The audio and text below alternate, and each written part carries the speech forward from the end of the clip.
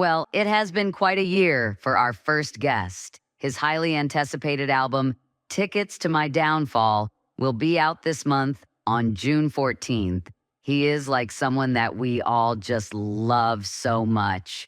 Oh, and he's a fucking guitarist and artist as well.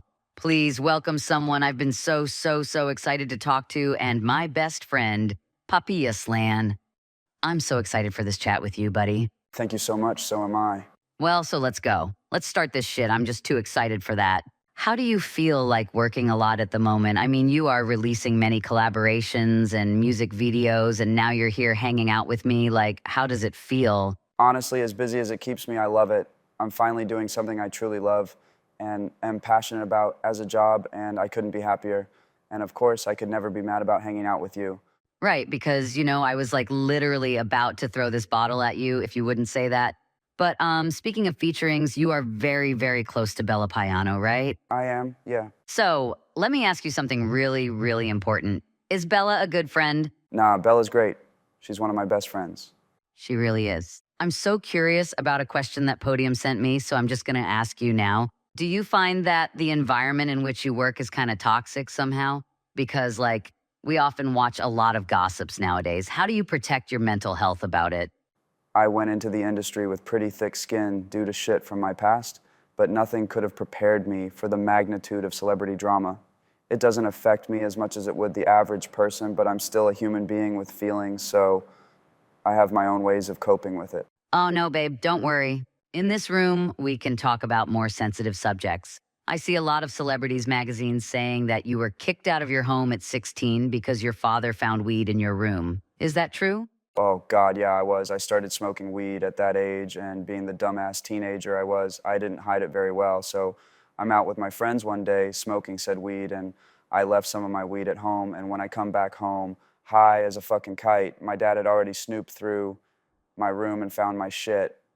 It turned into a huge argument and ended up in me being kicked out, which I find ironic because my dad was an addict and doing way worse substances than I was. I ended up staying at my then partner's house for like a little over a month. Then my mom convinced my dad to let me back in the house. Oh, I'm so sorry, buddy. I've been there for a long time. I mean, who wasn't, right? Just kidding again. Don't smoke at all, guys. But are you still doing it? Yeah, don't fucking smoke and just don't be like me in general. And I do, recreationally, and sometimes just to wind down. But then again, weed might just be the lightest substance I do. I don't know why I tried to sound somewhat responsible about it just now. Anyone that knows me will tell you I'm a fucking pothead. Oh, yeah, you really are a fucking pothead, but I do love you. But also, you are extremely influential among young people, right? How do you manage the impact and influence you have on them? Somehow I am.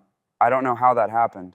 I do my craft for myself, and I love that people of all ages have found ways to enjoy it, but I won't tone myself down for someone else's comfort. I've had angry parents coming at me because their kid enjoys my music and I allegedly promote drug use, which I don't. I just rap or sing about it in my songs because it's a part of my life and I write about my life. I'm not here to babysit anyone's kids. I have kids of my own, and if I was unhappy with whatever music they listen to, I wouldn't attack the artist over it. So, Hell yeah, trust me, I've been there too, buddy. And who are the people who have influence and impact on you? I was a big fan of 90s rap and 2000s pop punk growing up, so I'm positive it's no surprise that that's kind of the music I went on to make.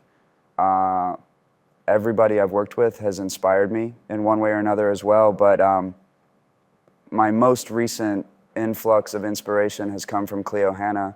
I've been a big fan of her music for a while, so it was great to have her have such a big role in my upcoming album. I also love your album, Destructive Behavior, and it was also part of my inspiration for Tickets to My Downfall specifically. Oh, thank you. I just love you, man, for real. But still speaking about your influences and your records, with all the TikTok hype, your first album just went back into the top trends. How did you react to that?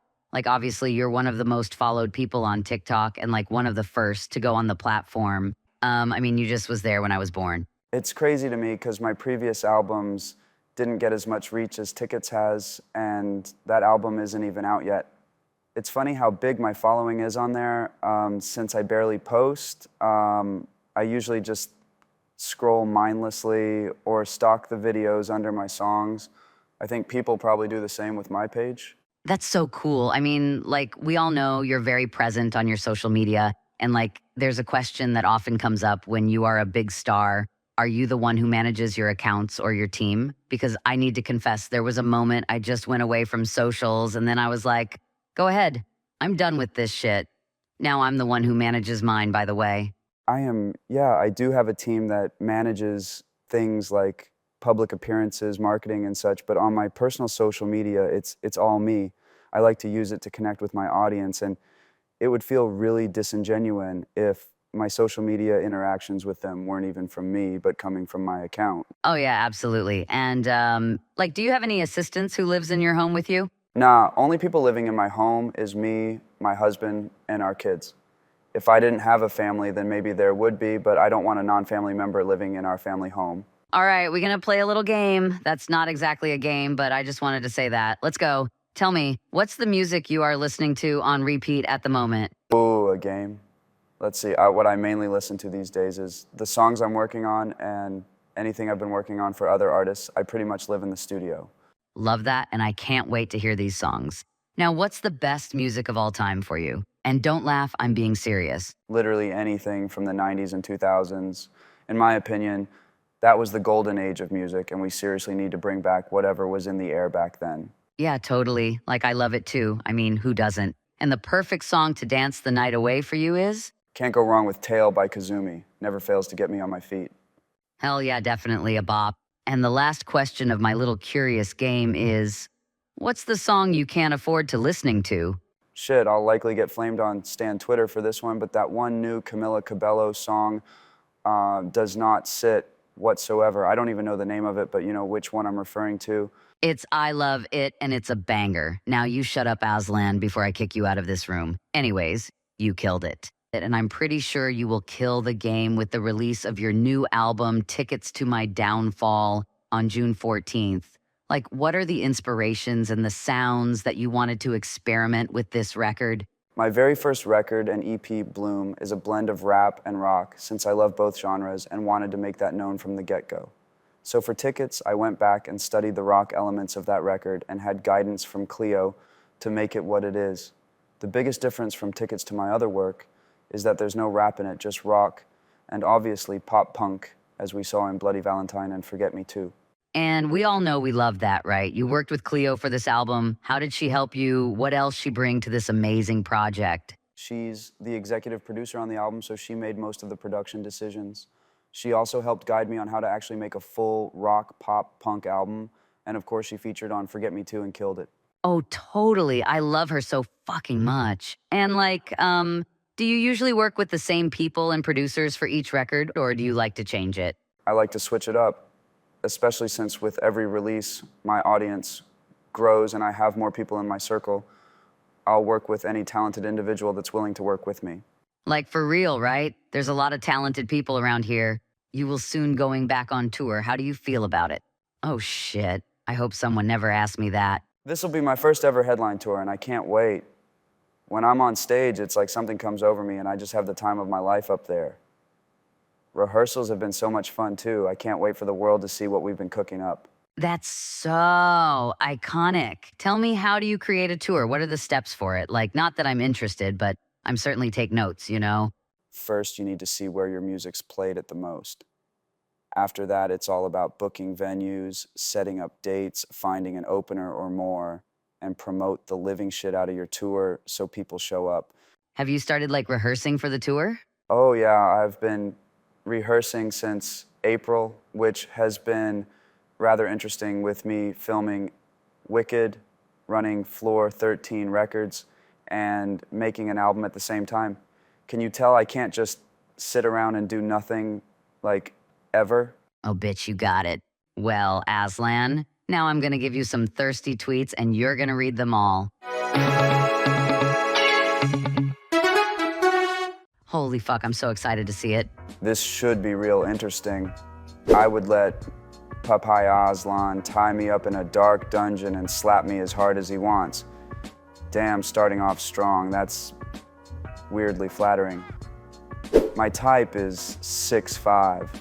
Natural redhead, covered in tattoos, piercing orange eyes, resembles a stray orange cat, could ruin my life. My family would hate him. Is called Aslan. Damn it, it's Papiaslann, okay? That's a lot of weird ways to describe me, but thanks. I don't think I should be anyone's type. If Papiaslann asked me to get on all fours and bark, I wouldn't hesitate for a second. I would never ask anyone to do that. I'm judging this one a bit. I would sell my firstborn just to smell Aslan Beckett Berry on the street. I know that man smells good.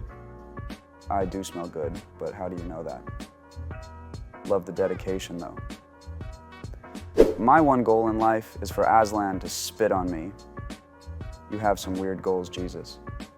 I want Papiaslann to slap his dick on my face so bad y'all don't understand. Whoa, there's only one person in the world I'll do that to. OMG, that was so funny. I think I'm going to do it with the next guest, too. By the way, I did send one of them. I'm just going to say thank you for coming because, like, I had no idea what to expect. Obviously, hanging out with you, I was, like, hoping that we would hit it off because, again, I'm such a huge fan and friend of yours. But it's fascinating and was incredible to spend some time and to, like, listen to your story and how fucking talented you are. I'm sorry, but I can listening you for 10 more hours talking about your songwriting process because, you know, nowadays we don't see that much. It's like a lot of artists are just like very manufactured and you such an artist from the start to finish. This is why Stan Twitter scares me, man. And you did, I wouldn't have guessed. And thank you so much, really. I'm flattered because I can't stand to hear myself talk for too long unless I'm slightly high. Well, I'm going to give you the chance to ask a question of your choice to the next guest, and then I'll read for you a question from the public. Okay, hello, whoever's here after me. What's the most illegal thing you've done? You're getting someone in trouble. You know that, right? Now, time for the questions from the public. The first one is, are you sober? No, I'm not. But I am trying to be. Hopefully someday y'all will see me fully sober. Second question, have you ever been cheated on? Oh yeah, but that was years ago. Completely different partner too. My husband's the best and would never. Last but not least, why are you so tall? Genetics. My dad's side of the family is fairly tall, yet somehow I turned out the tallest out of them as well. I'm just blessed like that. Thank you for coming on the show. You can go to bed now. I love you. Love you too, Amy. Thanks for having me. Well, I hope you enjoyed the premiere. If you liked it, the questions were asked by me. If you didn't like it, blame it on Podium. See you next week.